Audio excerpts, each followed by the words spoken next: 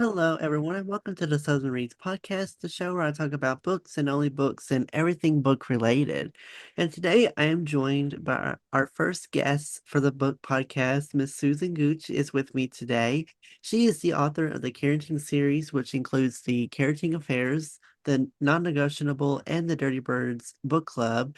She's a lifelong lover of books, history, and art, and she has spent many years as an educator sharing her passion for reading and writing with her students. She currently holds a BA in English and graduate degrees in education with concentrations in reading, administration, and gifted and talented education.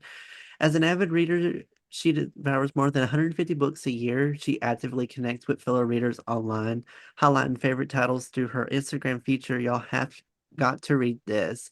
A passionate supporter of book clubs, she loves discussing books and storytelling with readers everywhere. So she's here today to share a little bit more about her book series that she does, as well as just kind of talk and blab about books, the main thing that we cover on the podcast. So Susan, thank you so much for taking time out of your schedule to come on the podcast today. I'm excited for our conversation today. Oh, thank you, Noah. I was excited because, uh, first of all, I am a Southern lady, and all of my books are set in Arkansas. They are Southern books. And I think that you kind of have to have that understanding of the Southern lifestyle to really even get my books. Um, I have a few people that say, "Oh, that can't happen in the South. That's," but it does. I mean, the thing about I set all my books in my hometown because I love it so much. I have lived all over the world, and as a true Southerner, born and bred, I wanted to share what's so wonderful about our lifestyle and our culture and our food and just the way that we approach life. And so that's a key part of my writing in my books. So share with me a little bit about how you got into reading. Was reading something that you were always passionate about? Well, first of all, you have to know I'm dyslexic, and I really struggled to learn to read as a child. But I was very lucky because my mother was a reading specialist, and she worked with me and worked with me, and I really was able. This is the early days of learning about dyslexia and how to retrain the brain, because we know the brain can do that. And I was able to become a prolific reader, an excellent reader. Ended up getting a degree in English. Um, I will tell you that my natural best ability is math. And so what I was able to do is take my mathematical reasoning brain and turn that into a literacy brain. And what I mean by that is for me, writing became a formula, not a formula that you just plug in numbers and out comes the words, but that it had to have structure, it had to have meaning, I had to create these ways of elements of understanding that allowed me to really connect not only with what I was reading, but then as a writer. So when I got my degree in writing in college and got a degree in writing, I really had developed those skills and that love so deeply. So that's how that began. And yes, I do read 150 plus books a year. Reading for me is something that I do every day. I'm that person that I usually read on my phone, but I do like an actual book. So, when I go pick up my grands in the drive-through line, I'm reading in that. I typically read about 2 to 4 in the morning because that's when I wake up and I kind of fill that time with reading. I write every day. So, these are things that are just a part of my life. It is if I were breathing. It's just who I am. What's your favorite genres that you like to read? Is it more fiction? Do you like reading more of the younger adult audience books, or what's some of your favorite genres you like to read? As an educator, I loved young adult fiction. I actually did because I just felt like, I did that same level of reading as a literacy teacher teaching sixth grade because I wanted to be able to recommend those books and really find the book because I believe everybody's a reader. You just hadn't found your book yet. And so, finding that genre that'll get the kids going. Now, for me personally, my favorite is political romance, as well as I like quick, snappy banter. But even within that, I'm not a big intrigue person. Now, I will read some intrigue. I will read thrillers. But I tend to like a happy ending. For me, reading is an escape, so I want the bow. I want the pretty ending. And but that doesn't mean, because with my podcast, you do a podcast, I do Instagram. Y'all have to read this. I read all genres. And So I really do. And even as a teacher, I used to do think called a book bingo.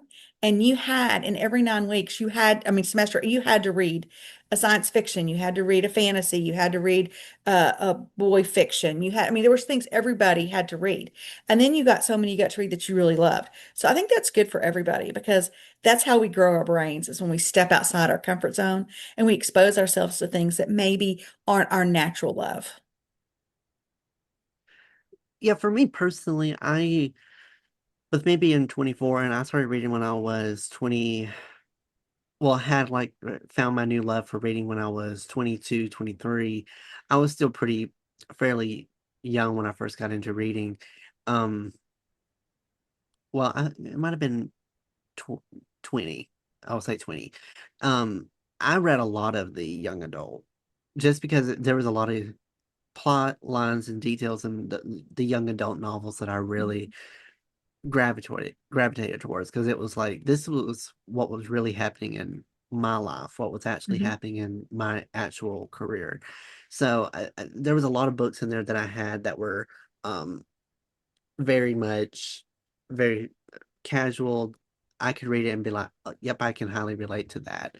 Um, I know for you kind of are the author of the Carrington series, and share with me a little bit about the backstory behind the Carrington series and how this a series of books came to be. Well, I have to tell you mentioned that I was a teacher, and back in 2012, I was giving the end of year test, and you couldn't even sit down. Like you couldn't have anything in your hand. All you could do was walk around the room and look at the children and tell them to keep working. That's all you could do for like 4.5 hours, for like 5 straight days. Yep. And I'm the kind of person, my brain is just bopping, you know? So I had to have something to think about, or I would have gone stir crazy in there. So all of a sudden, and this is kind of my process, I will think out the whole story before I write the first word. And so every day I was walking around that classroom and in my head, this movie starts playing and I start coming up with the story. And I'd go home and I'd make outlines, which is what I do. And from my outlines, then I will write. And so that summer, my daughter and I are very close, and she actually went to Europe to go law school. And so I was by myself, and I thought, I'm going to spend this summer, I'm going to write this book. And so I wrote the book, and but the summertime was over. I was so sick of those people talking in my head. I was done. So I put them away and I went into administration. Didn't do anything with the book until 2023. 2023, I'm on a trip with some friends. Can't find anything to read. I'm stuck in Atlanta airport. And I told my friend, I said, I wrote a book that was better than all this. And she said, You wrote a book? I mean, this is somebody I knew for 20 years. And I said, Yeah. And so she goes, Well, do you still have it? I didn't even have the computer anymore. But because I had been sending it to my daughter in Europe to read in her emails, and emails, it's always there. So that digital footprint let me find it. I pull it up, I share it with them. They're like, Suze, you got something here. You got to do something. But it's 2023. Social media has changed the world. And so, the Carrington Affairs, it begins with Bennett Carrington. His being exposed to having a love child and a possible affair while he's being vetted for the vice presidency. And how's that going to work out? You can't, what I could get away with in 2012, I can't get away with in 2023. And so I thought, how am I going to do this? How am I going to do this? So I took 6 months and I just thought it through. I reworked the book and then I republished. And I told it sort of, I don't know if you've ever been familiar with the book, Daisy Jones and the Six, but it's kind of an interview, flip back and forth. And that's what I did. I had recently read Daisy Jones and the Six and I thought that'll work. I can interview all the main people. I can interview Bennett. I mean, and I started out, I was going to interview Bennett, the guy, and I thought, no, he's a typical politician. If he got interviewed, all he's going to talk about is his platforms. But the people we really want to know is how did it affect the first wife? How did it affect the new wife that he has the baby mama with? And how did it affect the kid that was his love child, who's now an adult? And so I told it through their story. And because it's a 360 of the or events. And whatever side you're on, the way you see reality is your perception, but it doesn't actually make it truth. It's your truth, Mhm. but it's not all the truth. And so for the Carrington affair, getting to understand how Bennett Carrington, this great politician, loses his career, and then how he can put it back together if he can get those three people that he loves so much, his ex-wife, his current wife, and his love child, to tell their story. Now he can run for governor and put his career back together. So that's book one. Book two is called The Non-Negotiable. And when my mama, my little 85-year-old Southern Baptist mama, read my book, she said, First of all, I need you to put disclaimer on the front of the book that the women in our family don't do these things. Well, it is a romance book. Yes, Mama, we all got here the same way. So we're not doing that. And secondly, she said, well, could you write a book? Because it's about affairs. She goes, could you write a book about people that stay married? And I have been married almost 40 years and to my high school sweetheart. And I said, well, I will work on that. And so I started working on the non-negotiable, which is the love child Ben story and Ella, his fiance and wife. And so I wrote their story. Then the final book, the Dirty Birds Book Club, which will be coming out in the next few months, it is the story of the matriarch of the town, Miss Edna Stone, who kind of is behind the scenes, being the puppet master, if you will, and Jules, another character from the first book. And they're in a book club together. And so you've got these older women and younger women, and they read books together and they share their life. And they, because that's what good literature does. Good literature lets you see yourself on the page, make the connections, and see things as a character. Hey, I want to be a better person. I want to do that better. Or I don't want to be that. I see something in that character that's kind of like me, and I don't want that. So it's kind of a mirror to our soul. And the best writing is when we read it and we walk away a better person. That because we read it, we want to be better, do better. It's the whole Maya Angelou thing. Do your best until you know better and do better. I mean, that's what good writing does. And so that's what happens in that book club is they're reading these books and they're learning about themselves. So that's what the three books are about. And again, they're all set right here in my hometown of Searcy, Arkansas. Do you base any of the characters off of people that you are personally close to in your town? Or are they based off of anyone that you know from your town, or are they kind of just all made up personalities? Well, they're all made up, but there are a couple of characters that really are based as far as the essence of the character, not what happens in the storyline. But Jules is based on one of my daughter's best friends, who actually did go to the Clinton School. She did go to Miami, and some of the things that she did in her life, Jules does. Um, and then the most important character for me is Edna Stone in all of the series. And she's a compilation character of about 8 women that have, in my opinion, if you want to know what runs a small southern town, you find the women because they're running it. There is a group of women somewhere at the First Baptist Church or the First Methodist Church or somewhere that is running that town. Now, you may have a mayor and all these other people, chief of police, and they think they're running the town, but they're not. Those women are. And so I've got a group of women that I knew in Searcy, and most of them have passed. But yes, there's not anything in the story that actually happened in Cersei. Well, let me back up. There's nothing that's particularly happened to one person. All of this stuff probably has happened. But because small towns, we are a little hotbed of Peyton Place. You're probably too young to even know what a Peyton Place is.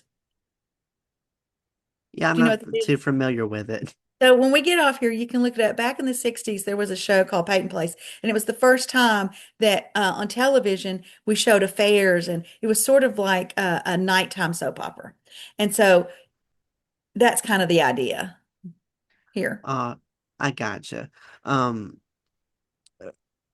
so what's been some of the feedback that you've received from people that have read the books, and what's been their opinions about it so far? Well, I believe, on Goodreads and on Amazon, we have really good, like we're at 4.6, I think, or 4.4, and we got about 170 reviews, which for a small indie author getting started, I feel like that's pretty good.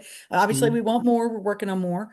I think a lot of people really are surprised by the plot of the first book, particularly. It's much back and forth. Sometimes it shocks people. People don't see the ending coming. And if you could take a list of every mistake you can make in publishing, I've made them. Like I've made them all. Like I have fallen for every scam. I have made all the bad decisions. I mean, I feel like I should write that book, like what not to do when you're trying to publish a book. And again, most of the feedback has been really good. One of the things that with the second book, people, if they're expecting the same book again, they're not going to get it. Um, Ben and Ella's story is a straight line. It's a straight shot from beginning to end, how they get together and then how they end up. Where the Carrington Affairs, it's back and forth, back and forth.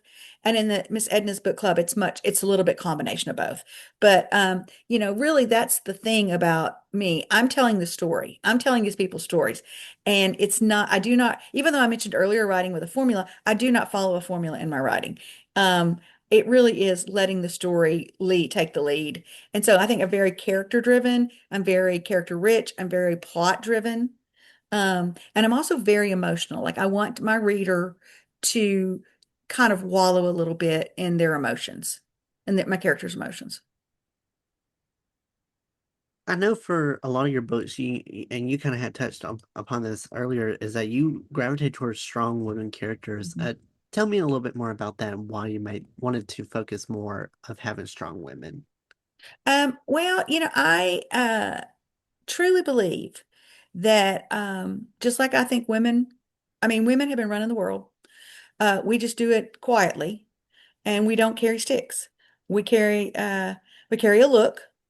Uh, if you don't know what I'm talking about, you think about that look that your mama or your grandmama or your aunt or somebody could give you, and they didn't have to say a word, and you knew exactly what they were thinking. It was probably in church or at a dinner or a nice club, and they gave you that look, and it meant you better shape up, or you're gonna be sorry where, and at the same time, when you need something, who do you call? You call the women in your life. And I would also say that is so true of women. We survive in a network of other women. And so I think it took me a long time to really realize that my sister, my mother, my best friends, we are such a scaffolding for each other. We are doing life the best way women can do life is when they do it together and when they're supportive of each other. And I want to say, I think men figured this out a million years ago. That's where the Good Old Boys Network came from. That's why, there's bro code and all of that. And I think, unfortunately, women spent too many decades chewing each other up and spitting each other out. And we were pitted against each other. And at some point, women have to get strong enough to say, that's not going to happen. We're going to support each other, and I can be strong, and you can be strong, and we don't have to tear each other down. And that was really important for me to show in my writing. What's kind of the future for the Carrington series? Are you planning on expanding the series more, of having books in the future, or what's kind of the future plan for it? Yeah, that's a great question. At the moment, there is no more. Once Dirty Birds was the final book. In addition to Dirty Birds, because they read four books um, in the course of the book club. And I have written short stories, and those will be released soon so that the readers can read along with them in the book club. Like you're reading what the characters are reading. So when they're talking about the stories and they're talking about what's happening in their book clubs, you know what they're doing. So that was important to me to do. So I've worked on that. I recently started a new historical fiction set in the 1970s, still set here in Cersei. Again, I'm very relationship driven in my writing. I think that is such a big part of who I am as a person. So that comes through my writing. One of the short stories I wrote was my first thriller, psychological thriller. Mhm. Um, and I will say it's the hardest thing I've ever had to write in my entire life. Uh, I wrote a little rom-com. I just spit it out like bubble gum. It was easy. But the thriller was hard, and so I like to challenge myself. So I'm trying to let that story come to me. I'm very much about you got to marinate in the ideas because the idea has to form in my head completely first. I can't just I literally can't just go, oh, I'm going to write the story. It just doesn't work for me.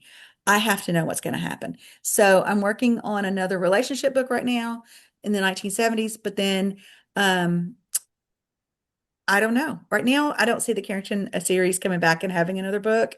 Um, but we'll see. We'll just see. We'll see what characters start talking to me.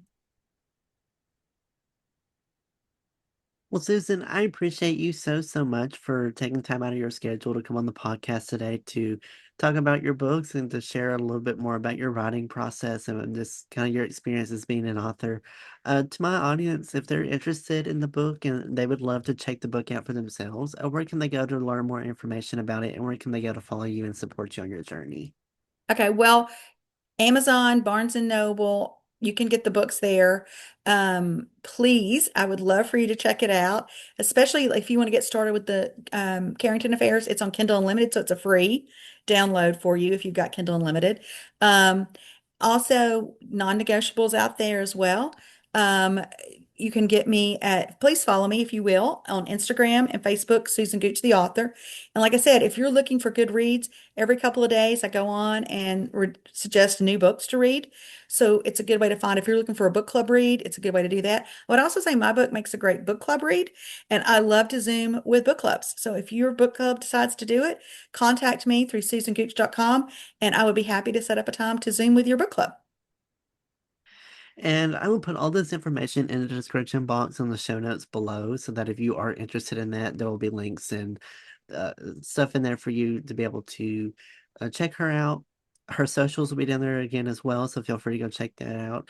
Feel free to follow the podcast on the socials. You can also find me on Instagram and TikTok at southern.reads. You can also follow me on Facebook, Twitter, and YouTube at Noah's Podcasts. And I'm also on all the book publishing things on Goodreads. I'm on Storygraph, Fable. I can't really pinpoint an exact username, so for those, I'll put a link to that in the description box as a clickable link, so it'll take you right to those accounts. So just feel free to go check out the description box, and they're all on my website too, noahspodcast.com. There you can find all the links to where the podcast is available, and all the socials, and where you can follow me to keep up to what I'm reading and keep up with what I have going on in the future. I appreciate you all so much for tuning in to today's episode. I hope you all enjoyed it. Have a great rest of your day. Be safe, and I will see you in the next episode of Southern Reads.